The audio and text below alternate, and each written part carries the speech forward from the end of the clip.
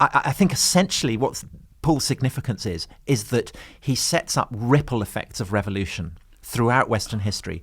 So the 11th century, where with the Papal Revolution, essentially it establishes this idea that society has to be reborn, reconfigured, that vested interests have to be torn down. And then the Reformation, what we call the Reformation, is a further ripple effect of that, and the Enlightenment is a further ripple effect of that.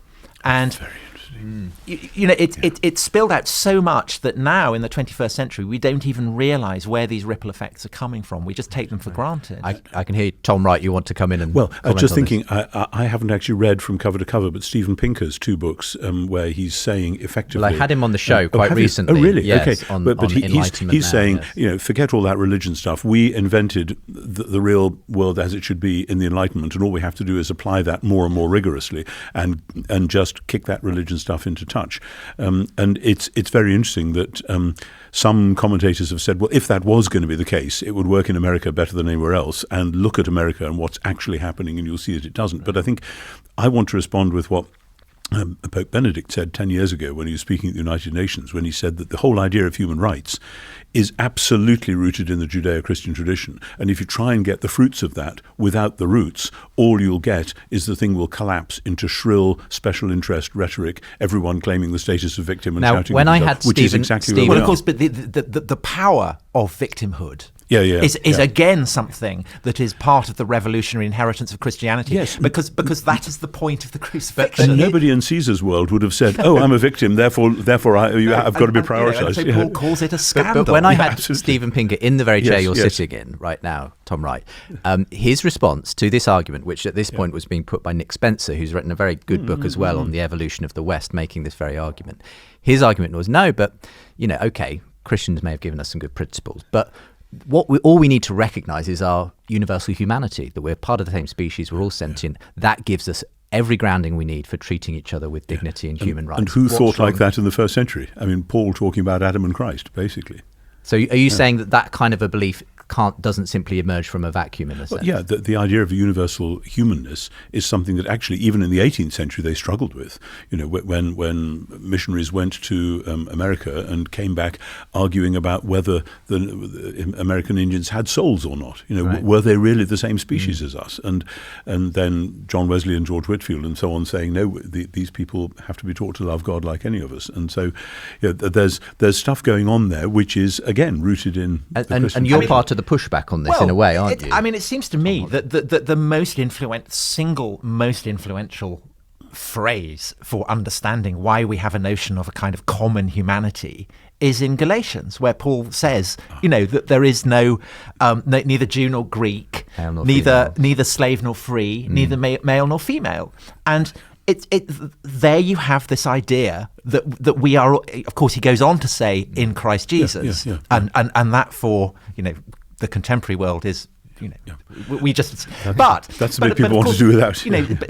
The notion of the secular, the notion of something called Hinduism being a religion, is an alien import. It is an alien way of seeing the world, and yet because we are the goldfish swimming in this, in this water, we don't see it. We don't recognise that we're in water. We don't recognise we're in a bowl. And the ambition of the book is to kind of try and open the eyes of people, of readers, to the fact, we are in a bowl. And this bowl has a very distinctive contour and shape. So let's talk about this goldfish here, Dan in his bowl. Okay, so I'm somebody, as you know, who does not believe that the world was created in 7 days by God. I don't go to church. I don't believe in I'm not a practicing believer. I am an atheist. And yet you are telling me that atheism itself... You call yourself a humanist. Humanist. You would define yourself as a humanist. Yeah, so you are saying that is the foundation of humanism is quite a strange one. It's the notion that humans have a distinct status, that they are somehow special. Where does this conviction come from? This idea that humanity somehow has a kind of universal dignity? Well, it doesn't come from the Greeks. It doesn't come from the Romans. It comes essentially from Genesis, the very book that you've just poo-pooed, because in Genesis, it says that God creates man and woman in his own image. And so for Jews and Christians, man and woman has an inherent dignity that is much greater than that really of any other civilization. It's a kind of universal dignity. And humanism is essentially an attempt to abstract this notion from the kind of the matrix of Christianity and to allow it to kind of live without the cultural framework that had originally given it its life force. Yes, but the spiritual framework. Yeah, the spiritual framework. But isn't that okay?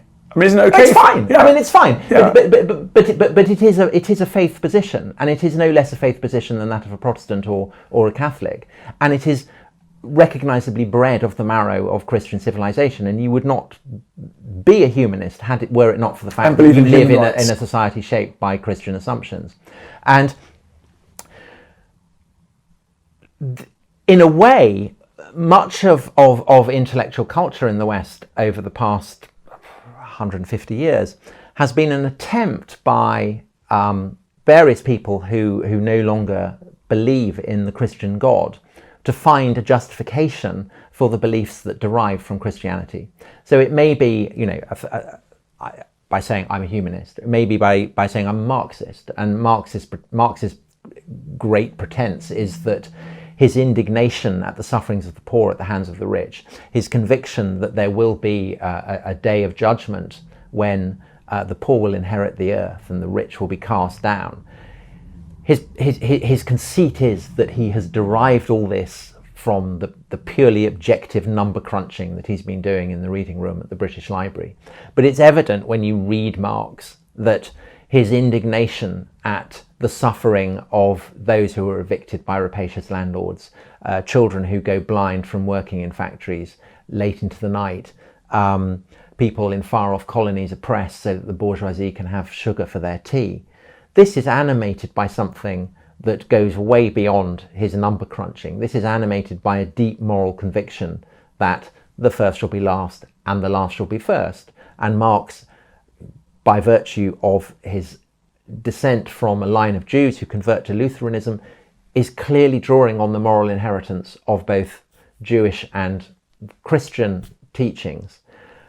And yet, if you become a Marxist, you can buy into this inheritance of teachings without actually having to buy into Christian belief.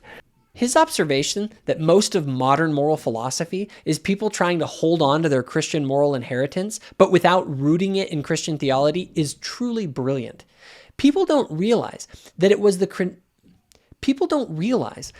Christian tradition and that depth charge dropped by Paul and others via the New Testament that undergirds almost all of the way Western peoples morally orient themselves.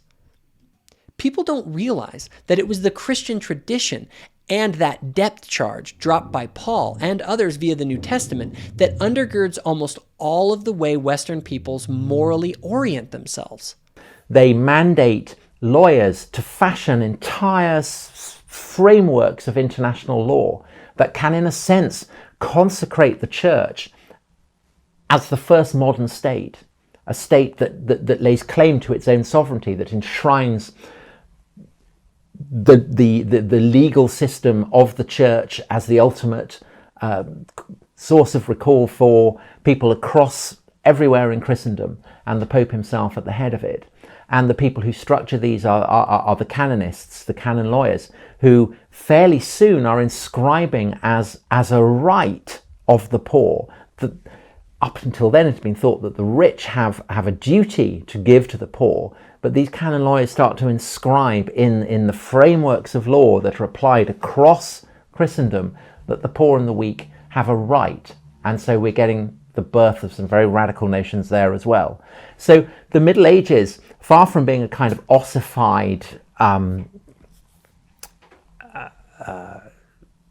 frozen period of time, are absolutely the opposite. This is a convulsive process of revolution, and it establishes a kind of archetype of reformatio, of reformation, of revolution that will repeat over and over again throughout European history from then on. Because, of course, at the heart of Christianity is the principle that the first shall be last and the last shall be first. Do you see how this works? When Christianity instills the universal dignity of all mankind, it lights a flame of social reformation, in which it frames the idea of social progress toward a society where universal human dignity is fully realized. It is this framing of social progress towards universal human dignity that undergirds essentially all Western social movements. And these have ultimately emerged from the Christian notion that universal human dignity is the goal to be pursued by a just society. And this is something that would have been totally alien to the Romans, the Hindus, the Greeks, the Aztecs, the Mongols, the Vikings, and essentially every other major civilization in history apart from the West. Now, I can hear many people watching this saying, but what about human rights violations committed in the name of Christian faith and the use of scripture to justify that? To that, I would say that Tom Holland, like myself, does not see this as a linear line of progress. He rightfully points out that the Christian ideal from the start was up against the existing world order and had to face those who would still mingle unchristian political and social interest with Christian teachings. The Christian idea of universal human brotherhood and dignity may have been the light that defined Western progress, but it had to claw its way out of the default darkness of the human condition.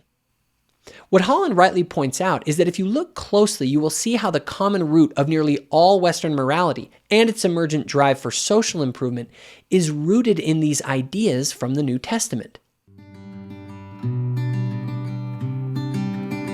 If you enjoyed this video, give it a like and hit the subscribe button. Also, if you want more content, including the podcast, go to thoughtful-faith.com. Thanks for watching.